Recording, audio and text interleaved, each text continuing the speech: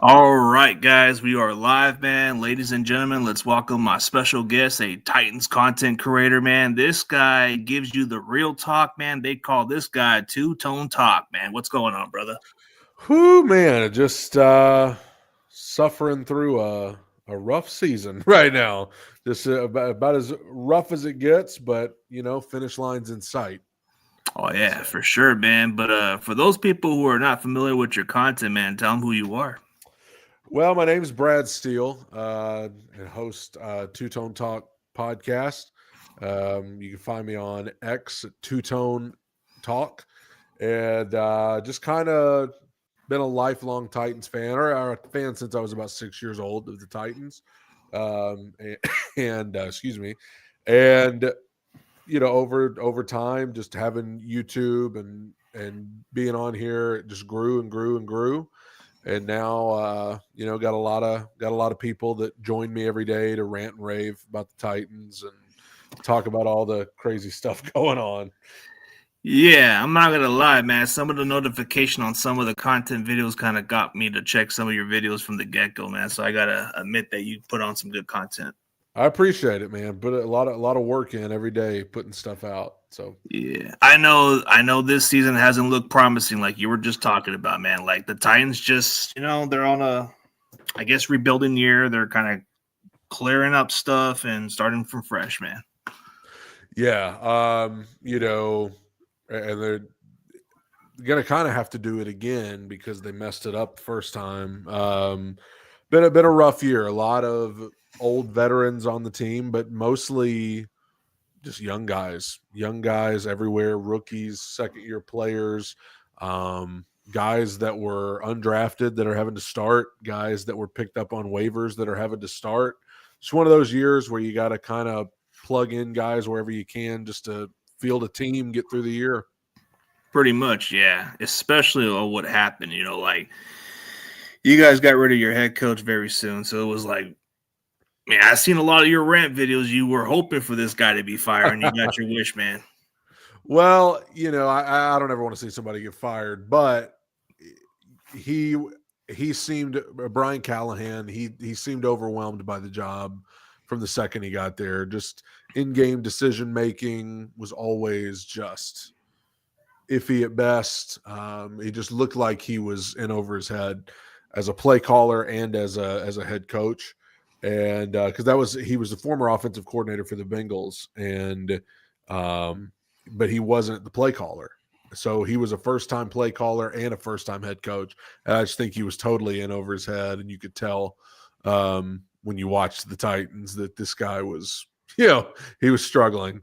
And so, you hate that it didn't work out, but I stand by that he needed to go. So Totally understandable. You can just tell from the experience he didn't seem like the guy and all that stuff. And sometimes you can just tell right off the bat if they either are cut for this type of job or not.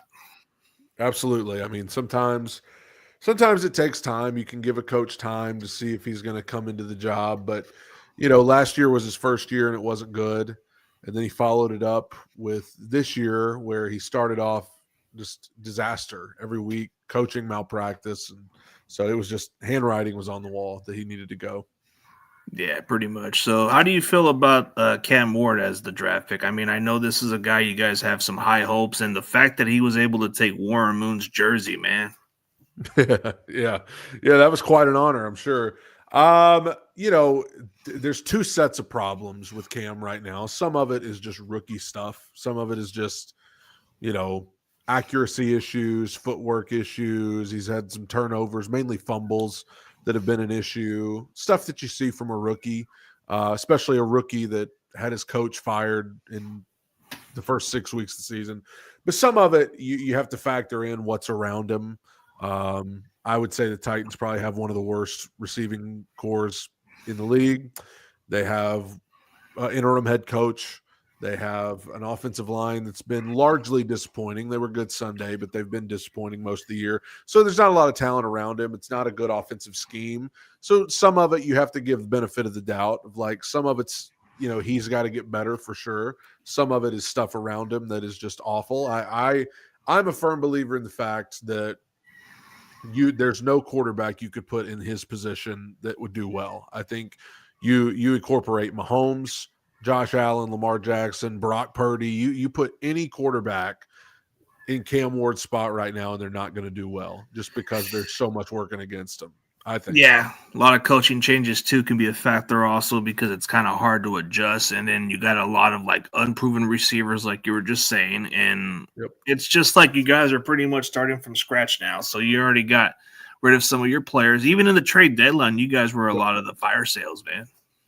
Absolutely. Traded Roger McCreary, who had been a starting corner for the Titans for years, traded him to the Rams, which he's on IR now, so it really didn't end up being that big of a deal. But he was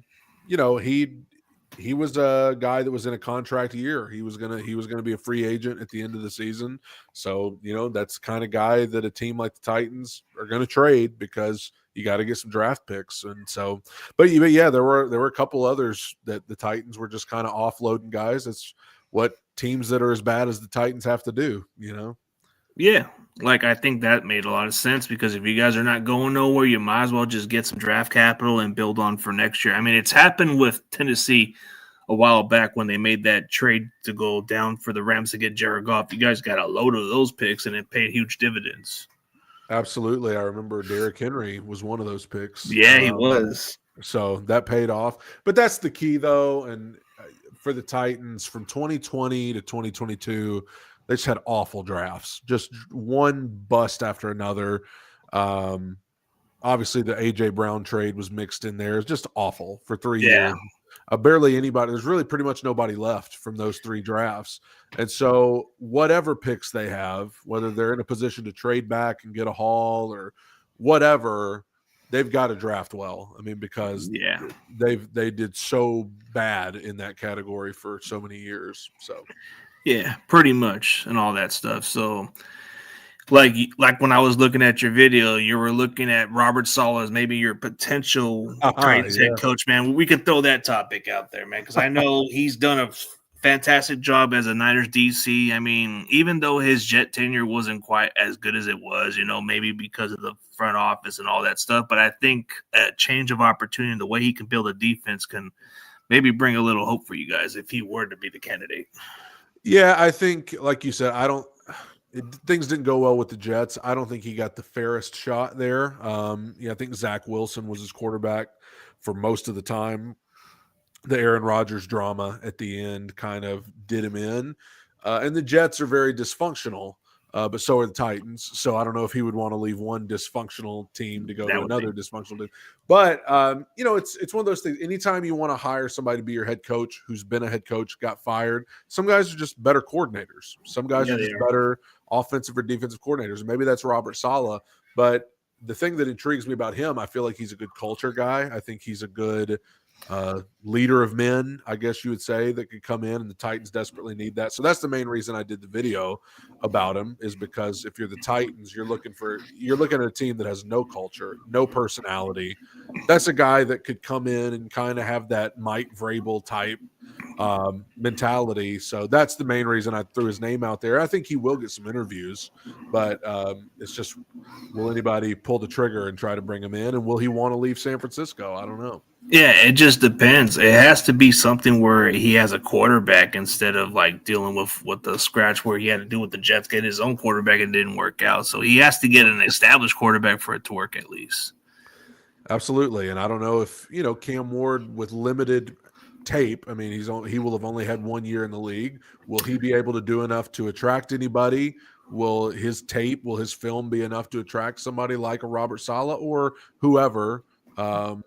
We'll see. I don't know. I'm pretty sure there's different candidates worthy of that. But just looking from your next opponent, the San Francisco 49ers, how do you look at them as a team that your Titans are going to have to prepare for? Well coached. I mean, I think Kyle Shanahan is I don't know how you guys feel about him, but I think he's a top 5 coach in the league. I think he's excellent. I think he's brilliant. I'd put him up against most anybody. And obviously – I worry about that. Well, I worry about the Titans defense in general. I think our 3 starting corners from the beginning of the year, one of them's on IR, 2 of them were traded. So we have the bottom of the depth chart guys in at corner. I think Christian McCaffrey will be a problem He usually is, but I think he'll be a problem for the Titans just because he does so many things. We know Christian McCaffrey by now. We know what he does in the pass game.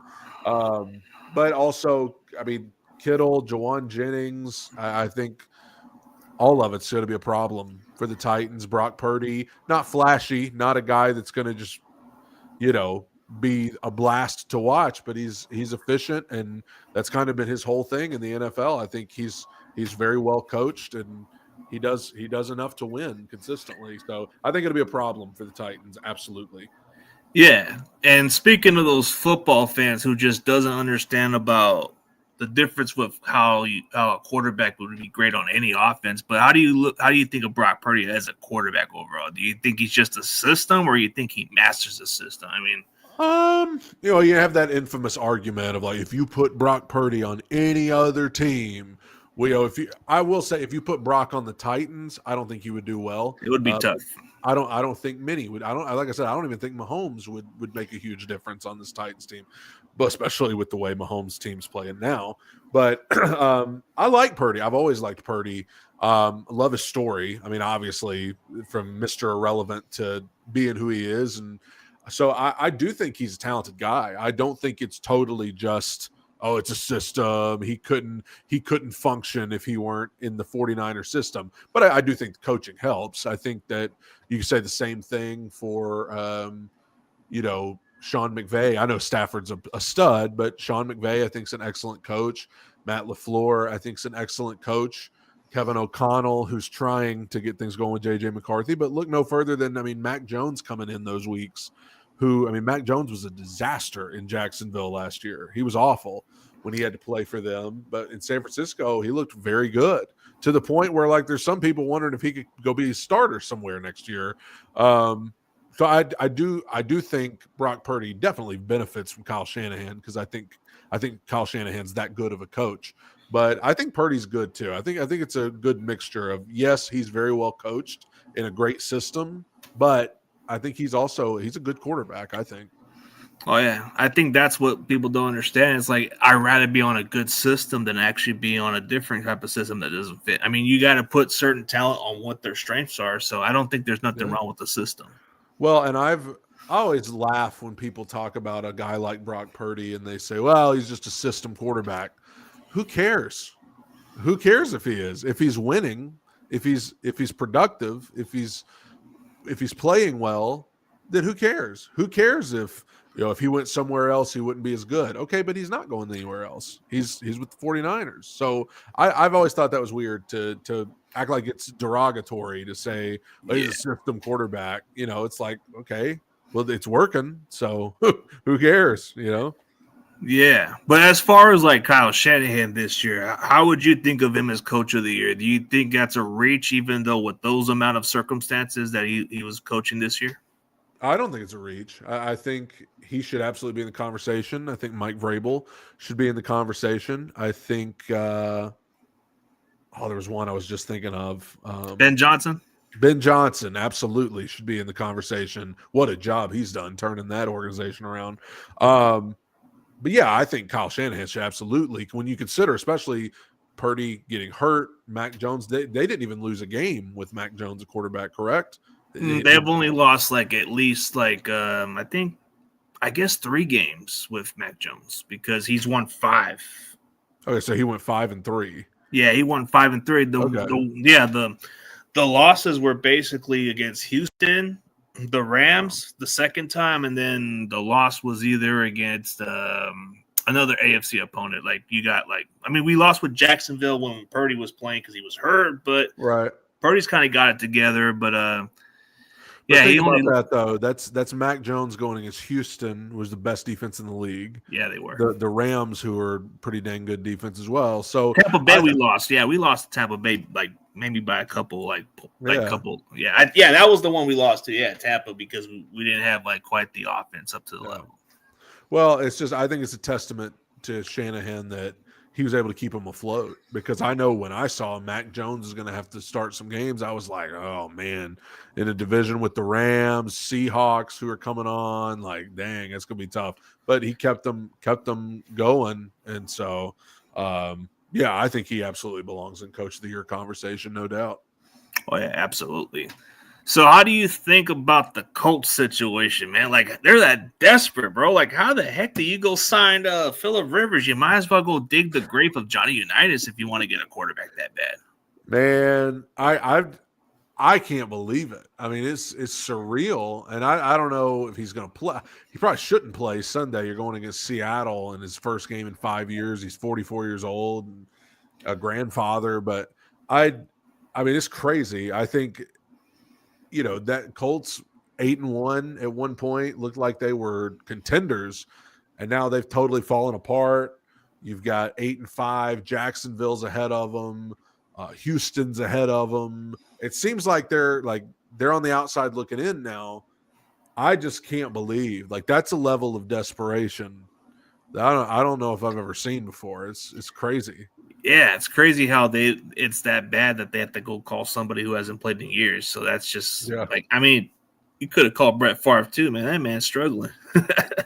Yeah. Oh my gosh. Yeah. I was like, if I'm going to call somebody out of retirement, I would have called Brady just to. Yeah, he's in good shape. It's like if I'm going to call anybody, I'd call him. But yeah, and if it wasn't for him having some minority ownership with the Raiders, maybe he would have been available. But right. Yeah, it is what it is, man. But just from an outside looking in, I know your team isn't going nowhere until otherwise. But you look at your division. How do you look at it from the AFC South perspective? Who do you think is likely a playoff team, or how do you think of one of those teams?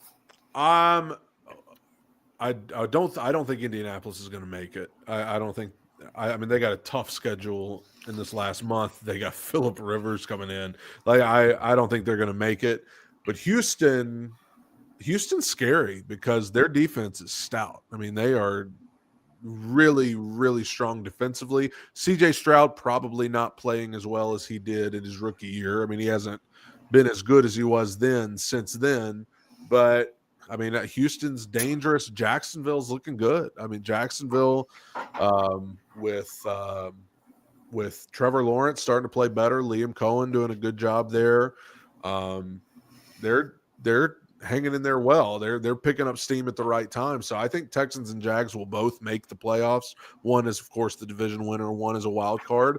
I'll give Houston the slight edge to make a run because of their defense, but Jacksonville's got a good defense too. So I don't know. They're not far off. Yeah, they're just right there and all that. But yeah, I think possibly 2 playoff teams out of those the division wise. But I know this year's NFC West, it's pretty deep. Like you can possibly get 3 teams in the playoffs this year. Yeah, I picked Seattle as my sleeper team in the NFC preseason, and they're even better than I expected. I think with them, it's like, can Darnold do it in the playoffs? I mean, that's going to be the big thing. But the Rams, I think they're contenders. I think McVay is a great coach. I think Stafford's awesome. They got a lot of talent. And I think 49ers will make it too. I think all 3 of them will make the playoffs, and all 3 of them will be a tough out, I think, for whoever else is in the NFC. Yeah, so you really think that Seattle will probably be the clear winner for that division or not? The one I trust the most is the Rams, just because they won a Super Bowl a few years ago. McVay, Stafford, Puka. Their track record says otherwise. I mean, it's hard to deny that because Sean McVay knows how to coach well and all that. But it wouldn't be a shocker if San Francisco can somehow maintain it and just some miracle end up getting the number 1 seed. That would be scary. Well, I mean, you got to keep in mind, I mentioned the Rams winning a Super Bowl. The 49ers were in the Super Bowl 2 years ago. So, I mean, they know how to win too. And I feel like San Francisco's kind of flying under the radar a little bit because the Rams get a ton of hype because, they do look good and they've got Stafford and everything. But the 49ers, every time people talk about the NFC, it feels like they kind of fly under the radar. But they did the same thing 2 years ago. I felt like when they went to the Super Bowl, I felt like it was there were other teams people were excited about in the NFC, but the 49ers were the ones left against Kansas City in the Super Bowl. Yeah, I guess the only difference is we're dealing with so many injuries that it's kind of hard to Yeah. pick us. It's really hard Right. because who wants to pick a team with so many injuries on defense, man? Like, you don't even know how capable they are, but you got Robert Saleh coaching this defense at some level. I mean, even though we don't have Bosa, even though we don't have Fred Warner, the production is not far off from what the talent is. I mean, the talent's playing at a very high level. So yeah, losing Fred Warner blows, but you're getting somebody like Tatum Bethune who's getting a lot of experience, but you're getting other guys who can step in. I mean, yeah, losing Bosa does blow because he kind of gives you the pressure and consistency and all that. And it's been tough. I think we're pretty much like the second worst pass rush rate from my understanding. But even from that, we were able to generate a little bit of pressure because Saleh's getting a little bit creative. But Yeah. I think that's what it takes for the testament of Saleh. He's just making it work. And I think that you just said about all the injuries they've had to deal with defensively, I think that's why Shanahan should be in the running for Coach of the Year.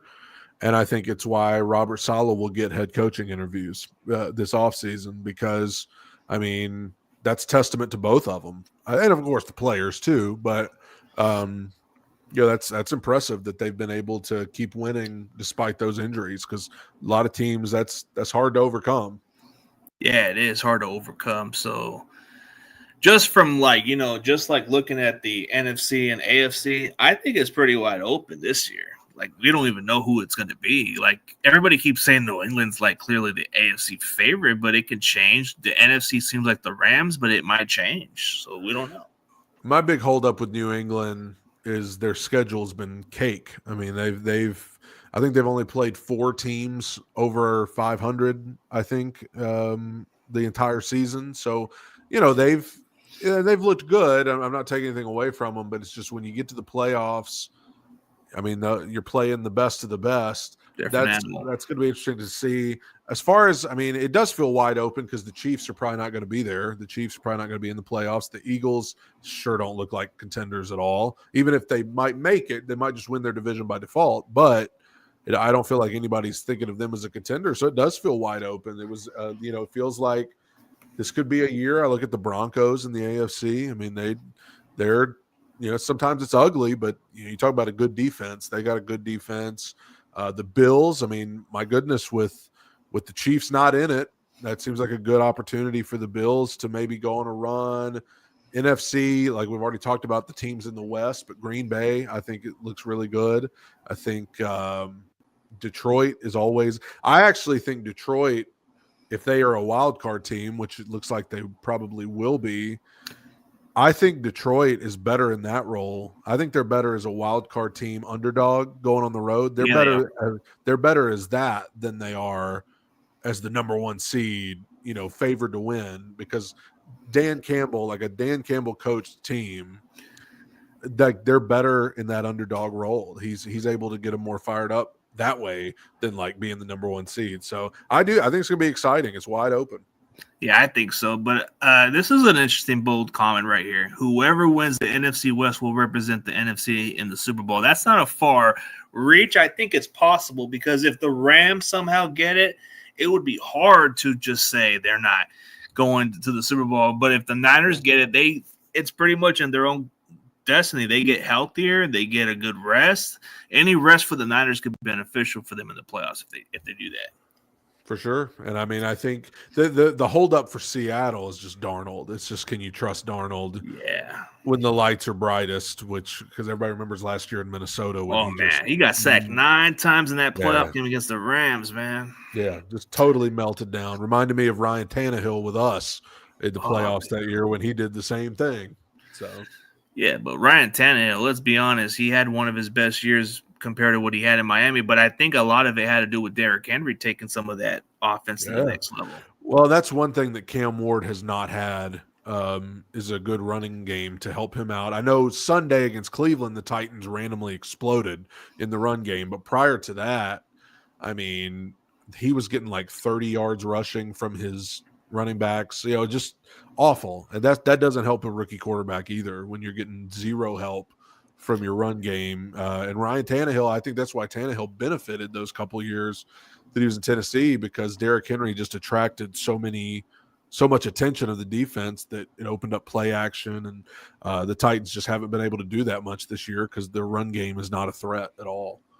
Yeah, Tony Pollard has been nothing more than maybe more of a complimentary kind of guy. Like if you give him a complimentary, he would do well. But I think that's pretty much says a lot about your team because, like, yeah, Tony Pollard had a pretty good game against the Cleveland Browns. I don't know if he'll have a repeat, but he kind of does shows flashes here and there because I've seen what he did in Dallas before he came here. Yeah, as far as this year, I mean, I can't tell you how random it is that he played the way he played Sunday against Cleveland because he's done nothing. He has done nothing all year. Like, I mean, he's just struggled, hasn't had the same burst, hasn't had he just looks slower.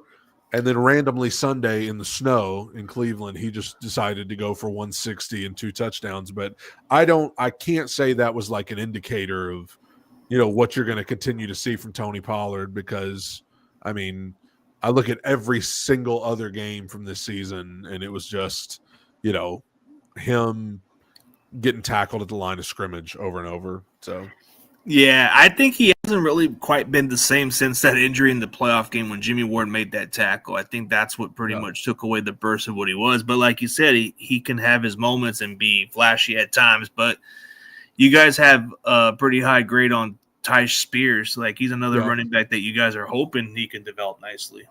Yeah, he's a young player. I think he's in his 3rd year. He's an exciting player in the pass game. He can make things happen in the pass game.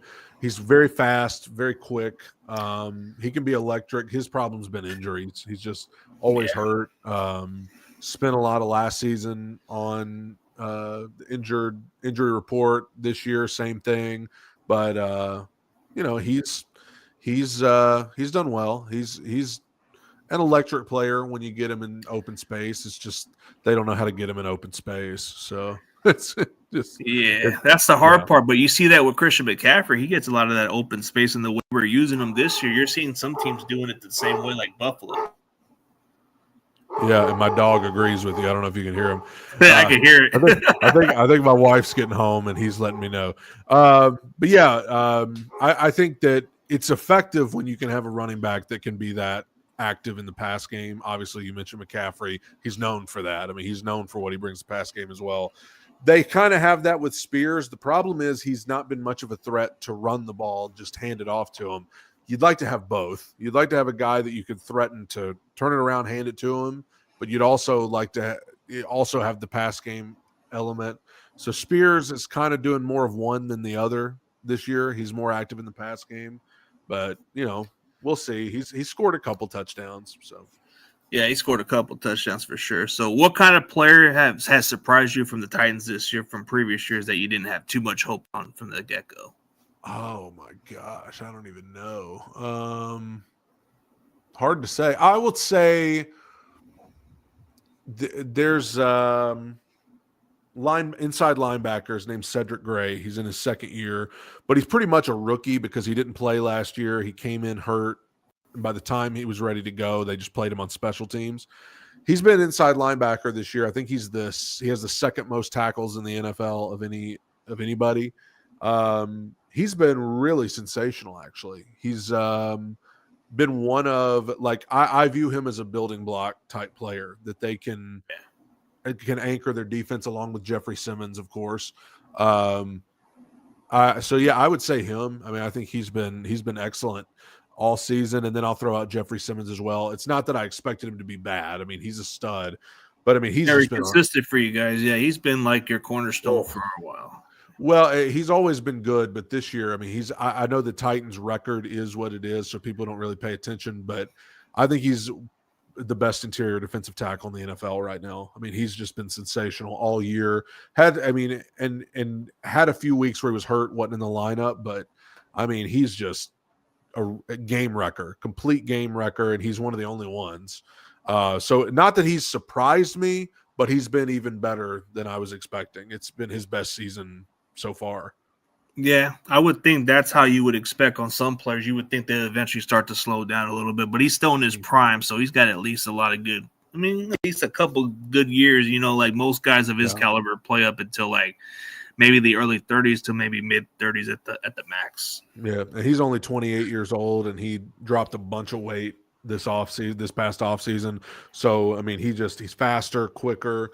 And this past Sunday, Titans played the Browns. You had Myles Garrett for Cleveland, and everybody was ready to see him kind of go off. But Jeffrey Simmons outplayed him. Really, I mean, Jeffrey Simmons had a bigger impact on that game than Myles Garrett did, and that's not a knock on Myles Garrett. He's a monster, but Jeff Simmons is just he's flying under the radar because he's on a bad team, and so he just doesn't get a lot of press. But he's been an absolute monster. Sometimes they don't get that noticeable because it's on a bad team or a certain talented player and all that stuff. But yeah, there's always a certain player that caught my attention, but I didn't think too highly of this kid. I mean, I didn't think of Sky Moore. I just thought maybe this guy was just a body filled in, and now he's becoming a good returner. So I think he's kind of exceeded the expectation. So, like, did I really think highly of him when we got him? Probably not. But looking into some of the guys that I'm excited about, like from a perspective, yeah, you're not going to replace a Nick Bosa, but getting a Clelin Ferrell that's actually playing at a very high level now kind of speaks volume. I mean, you're getting a guy like Keon White for basically – not giving up nothing for the Patriots, bro. So maybe you're getting your money's worth with this guy. Yeah, I mean, it's funny you bring up the returner. I felt the same way. We drafted this kid from Florida in this past draft in the 4th round, Chimere Dike, and he now leads the league in all-purpose yards.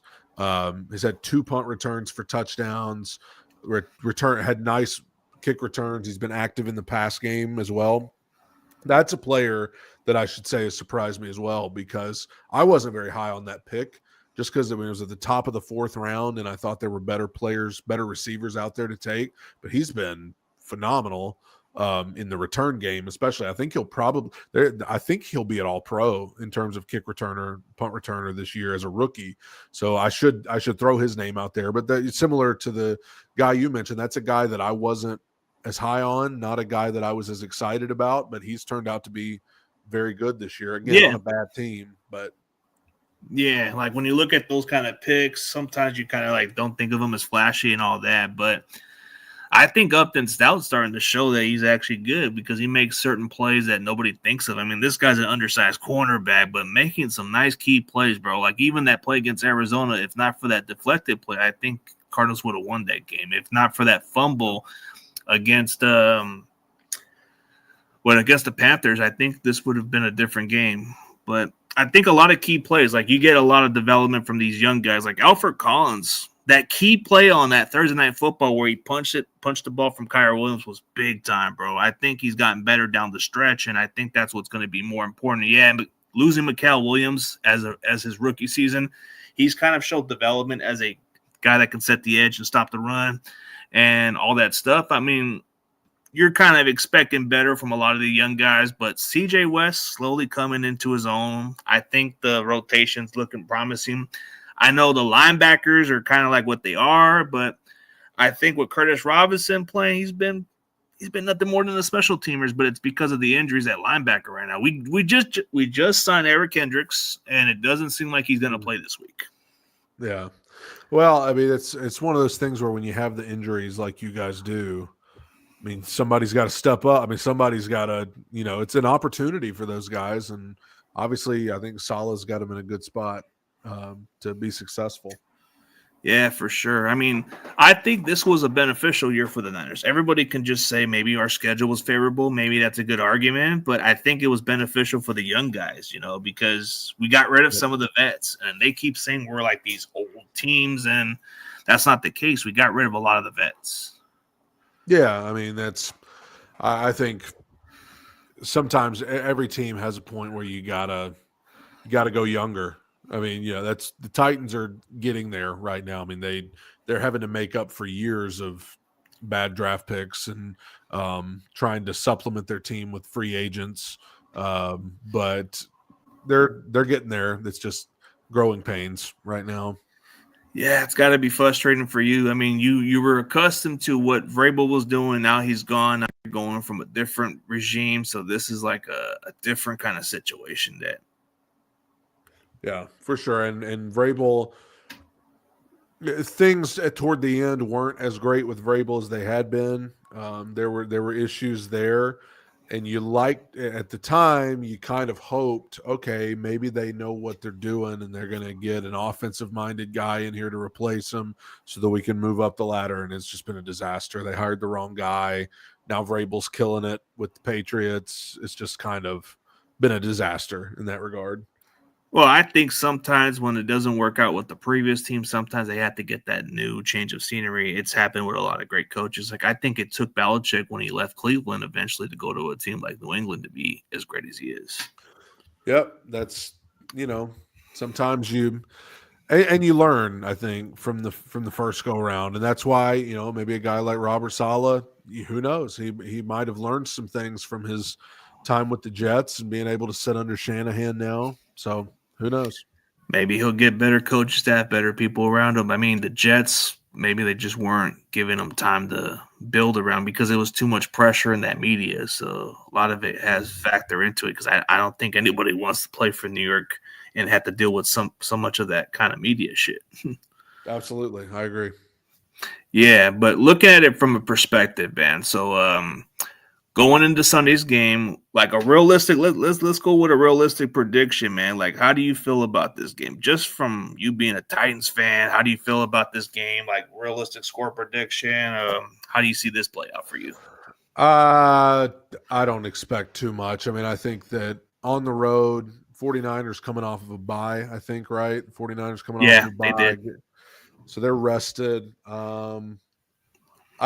I think the Titans, it was cool to get a little win Sunday, get a little morale boost for the young guys, but I don't see the Titans winning this game. I just think they're outmanned, outcoached by a long shot. And honestly, you're at a point in the season where a lot of fans don't want to win because you want that draft spot to, get better. And I think if I had to make a score prediction, I don't think the Titans will score a lot of points. I think I'm going to say Niners 28, Titans 13.